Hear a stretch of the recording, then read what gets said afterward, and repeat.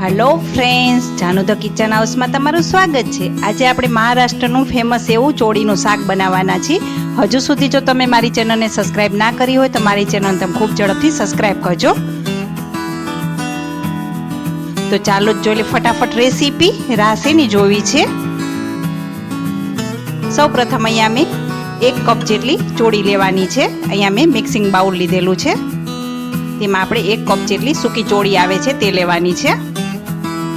હવે તેને આપણે ઓવરનાઇટ માટે પલાળીને રાખવાની છે। તે મેં પલાળીને રાખેલી છે, તમે જોઈ શકો છો એકદમ સરસ રીતે ફૂલાઈ પણ ગઈ છે।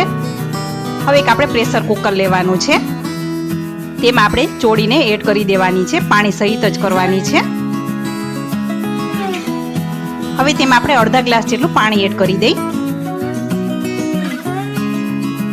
હવે તેમાં એક તમાલપત્ર અને ખડા મસાલા છે, તજ, લવિંગ અને मोटो एलचो आवे छे ते लीधेलो छे, ते आपणे एड करी दई ने स्वाद अनुसार नमक एड करवानुं छे अने 5 चमची जेटली हळदर एड करी दई એટલે તેનાથી કલર સરસ આવશે અને નમક એડ કરવાથી ખૂબ ઝડપથી ચડી જશે।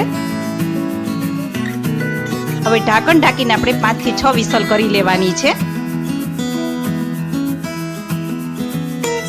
5 થી 6 વિસલ થઈ ગઈ છે। હવે આપણે ચેક કરી લઈ ચોળી બફાઈ ગઈ છે કે નહીં। તમે જોઈ શકો છો સરસ મજાની ચોળી બફાઈ ગઈ છે અને એકદમ સરસ મજાનો દાણો છૂટો જ રહ્યો છે। હવે તેમાંથી આપણે ખડા મસાલા બધા કાઢી લેવાના છે। હવે આપણે એક વઘાર કરવાનો છે। એક પેન મૂકવાનું છે, તેમાં આપણે 2 થી 3 ચમચી જેટલું તેલ એડ કરી દઈ।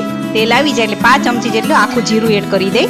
5 ચમચી જેટલી હિંગ એડ કરવાની છે અને લસણની કળી છે, આ રીતના મેં ઝીણી સમારેલી છે, તે આપણે 2 ચમચી જેટલી એડ કરી દઈ। તેનાથી ટેસ્ટ ખૂબ જ સરસ આવશે। સૂકા મરચા છે તે પણ આપણે લઈ લઈ। 1 વાટકી ઝીણી સમારેલી ડુંગળી છે તે એડ કરી દઈ।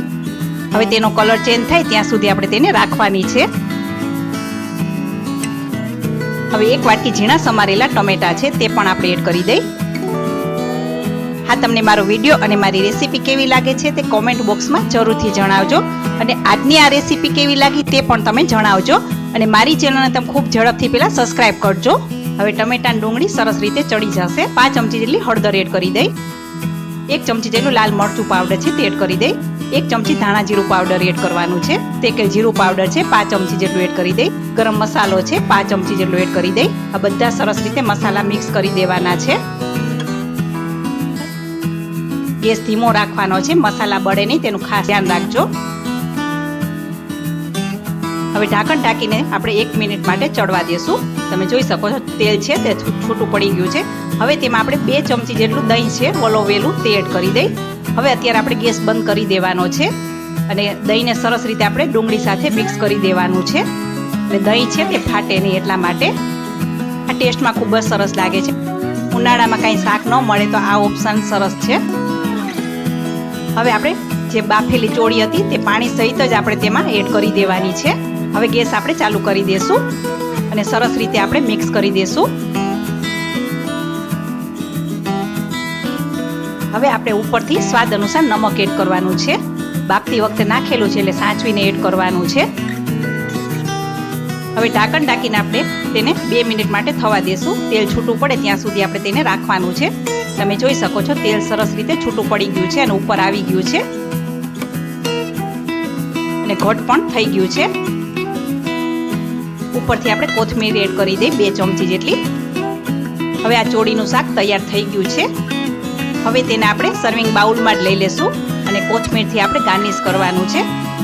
આ ચોળીના શાકને તમે રાઈસ સાથે અથવા તો પરોઠા અથવા રોટલી સાથે લઈ શકો છો। તો છે ને સરસ મજાની મહારાષ્ટ્રની ફેમસ ચોળીનું શાક।